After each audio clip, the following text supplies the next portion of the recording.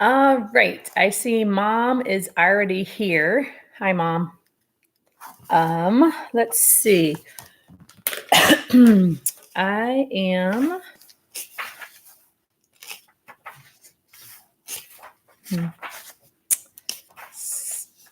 starting off on page 72 where I left off yesterday. Yesterday we talked about, or we read about how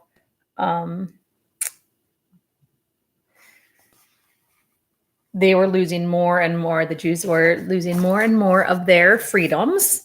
And when Leon was younger, or not younger, but when he was walking through oh, hi, Marin. I'm so distracted right now. Hi, Noah. Nice to see you. And I wonder if Daniel's out there with his family watching. If you are, hi. Okay.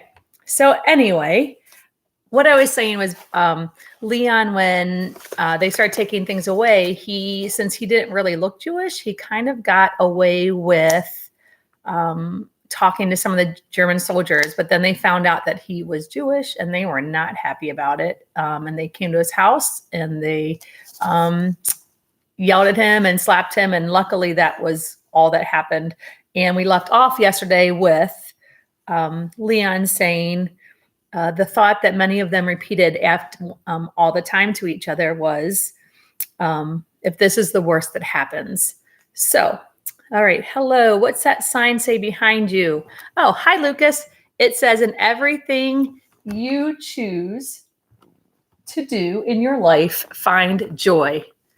I know, right? It's backwards. Yep. In everything you choose to do in your life, find joy. And then you'll see in white, it says choose joy. Isn't that interesting? See how that works? Mm-hmm.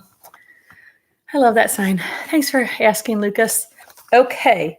So I'm going to start reading. I've got 5 people. Well, I don't know, probably more if you're watching with your family. But I'm going to start reading on page 72. In May 1940, the Nazis began to implement a policy to cleanse Krakow, the capital of German-controlled territory called the General Government, of its Jewish population. The Germans decreed that only 15,000 Jews would be allowed to remain in the city.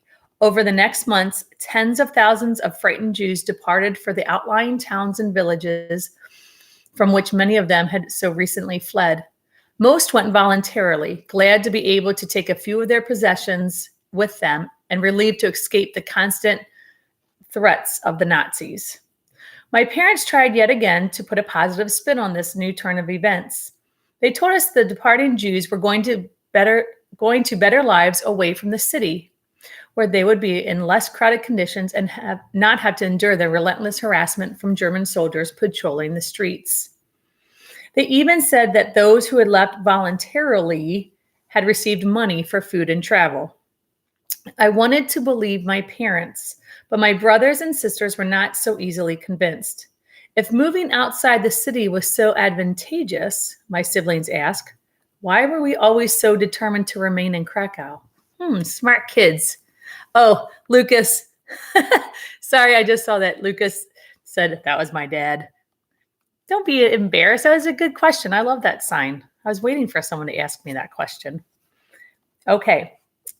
So these kids are pretty smart, right? Kids are usually pretty smart, can pick up on things. And he said they always wondered, well, if it's so advantageous, it's such an advantage to go to the country. Why aren't we going there? Why do we keep fighting to stay in the city? So they are pretty smart, just like you guys. Okay, so my parents had no answers to that. Shocking, right? Later, my brother David told me the frightening rumors. Those deported were not being sent to the countryside, but to their deaths. I was torn between believing these rumors must be false and knowing the Nazis were capable of anything. I only had to recall the vicious attack on my father to be sure of that. So I felt a huge sense of relief when I learned my family would be able to stay in Krakow because of my father's work and our residence permits. My father's document stating he was officially employed by the German company Emalia covered my brother, my mother, Salig, David, and me. Paisha, who had been able to get a job at an electrical company, now had her own work permit. Still, we knew how fragile our security was in the face of constantly changing German rules and policies. Every time German soldiers banged on our door, we flashed the permits and held our collective breath for the brief but interminable inspections. My father's job at Emalia helped us in other ways too. He received lunch at the factory. He never ate all of it, no matter how hungry he was, and brought home whatever he could. Some days that bit of smuggled food made the difference between hunger and starvation. That kind of reminds me of A Long Walk to Water as well, when they really didn't have a lot of food when they were traveling across the desert and trying to get to maybe some of the other refugee camps. So it kind of brought back that idea of starvation. And we say, we're starving, we're so hungry. And a lot of times we're just hungry. We're not really starving because there's probably something that we could find to eat. But these people had nothing. They had like zero. And I don't know what that's like to have zero. Okay, so some days that bit of I know I read this already, but some days that bit of smuggled food made the difference between hunger and starvation. When the weather turned cold, my father managed to tuck a few pieces of coal from the factory furnaces in his pockets, even though it was forbidden to take anything from the factory grounds. During the long winter nights, those few pieces of coal provided our only heat as we huddled around the stove. Every Friday, without fail, my mother would light the Chpt candles, just as I feel like I said that wrong. So maybe someone can help me out. I didn't look that word up today. Just long enough to say the evening blessing. Because the candles were nearly impossible to find, even on the black market, she blew them out immediately after the prayers. But it was enough. During those brief moments, in the glow of the candles, I felt a connection not only to my family beside me, but also to my family in Nerevka, to my favorite grandfather, and to happier days. The ritual affirmed who we were despite the humiliating restrictions outside our door. We could wait this out and survive, we thought, as long as we had each other. The next months brought no good news for those of us under Nazi occupation. The Nazis, however, loved bombarding us with their successes. Their triumphs were constantly announced on the radio, in newspapers, and even on big screens they set up to play newsreels with scenes of their victories. I remember going to the empty lot where there was one such screen and watching an endless parade of tanks and jubilant German soldiers as they rolled through the Netherlands, Belgium, Luxembourg, and France in May and June of 1940. As 1940 came to an end, new rumors circulated. A ghetto would be built in the southern section of Krakow. So we talked about ghettos before. Just kind of remind you, the way it's used today is usually derogatory, and you'll see why it's used as a derogatory word after I get to describe the ghettos a little bit to you here. All the Jews remaining in the city would be forced to live in the ghetto and would not be able to leave unless given permission by the Germans. We knew that in Warsaw, the Jews had already been forcibly relocated into a small area of the city where they now lived in desperately overcrowded conditions. I tried to wrap my mind around this new possibility. How could this ever happen? It seemed impossible. All too soon, the rumors became reality. I don't know about you guys, but when I just read that, he's trying to wrap his head around about moving into a very, very small area in the city. And he said, I tried to wrap my mind around this new possibility. How could this ever happen? I feel like that today. I feel like, how could this ever happen? We're not in school right now, and I'm still trying to wrap my head around it. Maybe you guys are too a little bit. So I kind of feel this. I've never been able to really identify with this part of the book before, but now I can. Now I keep asking myself, how is this happening? How am I not at school teaching you guys? And maybe you guys feel that way too. I think that's natural.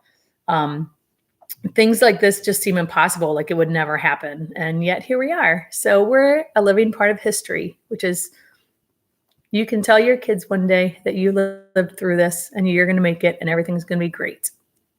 And you got to listen to me read on the computer. You'll say, I heard my 6th grade teacher reading a book.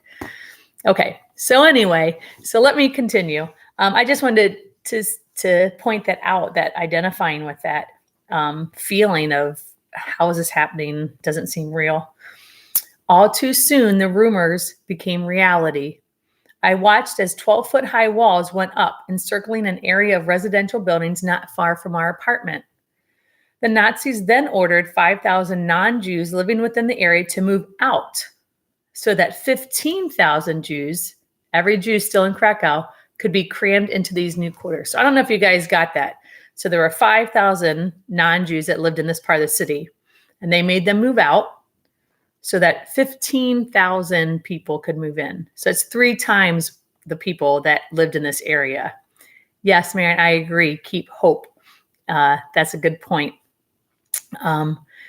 Yeah, so Marion, just talking a little bit about that, just when things happen, it's kind of unbelievable. You can't believe they're happening. But again, you get through it. And here we are. And I have you guys. Yay. All right. So,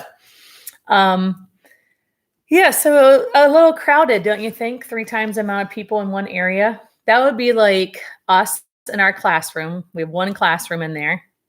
And then let's add 3 times that amount into our classroom. So we've got 30 in a room, actually, I guess it shouldn't say 3 times. I guess it is. So 5,000 times 3, you know me with my math, right?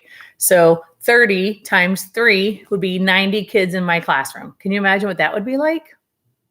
I do not ever want to imagine what that would be like. That would be not good. Like 30 is way more than enough. Don't you guys agree with that? Okay. My father, ever ingenious, found a way to trade our apartment for one. Let me try that again. My father, ever ingenious, found a way to trade our apartment for one a Gentile friend had inside the ghetto, hoping the swap might provide better accommodations than any of the Nazis would arrange. So yeah, his dad was able to get a Gentile friend who lived there, say, hey, you take our apartment out here, we'll take your apartment in there, and everything will be good. Because they didn't want the Nazis having to tell them where to live in the part of the city. In early March 1941, we piled our belongings onto a wagon. We'd scrounged for the move and said goodbye to our apartment, the last tie to our once promising life in the big city. Unlike our first trip through Krakow over 2.5 years ago, when we had ridden through the streets on the horse-drawn cart with a sense of excitement and anticipation, this time we felt only dread. As we approached the gates of the ghetto, I was seized by panic. I looked up at the high walls and saw that, with their flair for the sadistic, the Nazis in the last few days had topped the walls with rounded stones that resembled headstones on graves. Their implicit message was that we were moving into what would become our own cemetery. Oh, how horrible. I could scarcely tear my eyes from the symbols of death that welcomed us. I stole a glance at Sally for reassurance, but he kept his gaze directly downward and wouldn't meet my eyes as we passed by the guards and through the gate. Once inside the ghetto, we made our way to our new home, a building at Lowowski 18. We carried our few belongings up the stairs to the 1-room apartment awaiting us. When we arrived, a couple, Mr. and Mrs. Luftig, met us at the door. They were 2 of the Jews who had been expelled from Germany and had somehow made their way to Krakow. The ghetto authorities, unaware of the exchange my father had made on the side, had assigned them to this apartment. Although my parents were unhappy about the arrangement, they didn't dare question it for fear of retaliation by those in charge. Instead, we coped, as all Jews did in the ghetto. My father hung a blanket in the middle of the room, separating the 6 in our family from the Luftigs. While my mother and sister unpacked the few items we were able to bring with us, my brothers and I left the crowded room to familiarize ourselves with our new neighborhood and see what we could learn. We were determined to make the best of the situation. What else could we do? A few days after we moved to the ghetto, the Nazis sealed the gates, locking us inside. Still, we thought, if this is the worst that happens, if only. That's how it ends, that chapter. So can you imagine your trade apartments, you're going to move into this apartment and you get there and someone's already in the apartment that you were supposed to be in. So kind of crazy, And so they weren't going to argue with them. They decided, okay, we'll stay. And if we argue, we'll probably get in worse trouble. So they just hung a sheet in the middle of the room, and one family is on one side and the other family is on the other side. I think for today, I know you guys are gonna be like, no, don't stop. But I think for today, because I'm trying to even it out, so I'd like to read a chapter a day. And so what I'm going to do for today is I am going to stop reading so that tomorrow I can read all of chapter 5, and we'll go through the book like that. I was trying to even that out yesterday a little bit. So I hope everyone's doing okay. Sorry it was a short read today, but tomorrow I promise it'll be longer because it'll be all of chapter 12. So I don't know if Lucas is still here, and Noah and Aaron, Marin, sorry, is there, and Daniel. I don't know if your family's there, but they are. Hi, everybody. I just wanted to say, I hope you guys have a great day. Thanks, Marin. Hugs to you too. You guys know I love my hugs, and Marin gives me a hug every day when she gets to school. So I kind of miss those a little bit. So I miss you guys so much. I know I keep saying that every day, but it's true. It's true. It's true. It's true. I hope you're finding things to do while you are at home. And like I said, I just wanted to say I miss you guys. And you know what I always say, I love you guys, and I will see you tomorrow. Oh, wait, before I say that, guess what I didn't say? I know you know it, the answer, what I did not say. Can't believe I didn't say it at the beginning. I say it every class, every beginning of every class. All right, are you ready? Good afternoon, everybody. I missed that. You guys aren't yelling good afternoon back. All right. Well, I'm glad to be able to do these with you guys. I love that you guys are tuning in. It makes me happy. And I wish you all well. Take care of yourselves until tomorrow. And guess what? I'll see you tomorrow, everybody. Love you. Bye.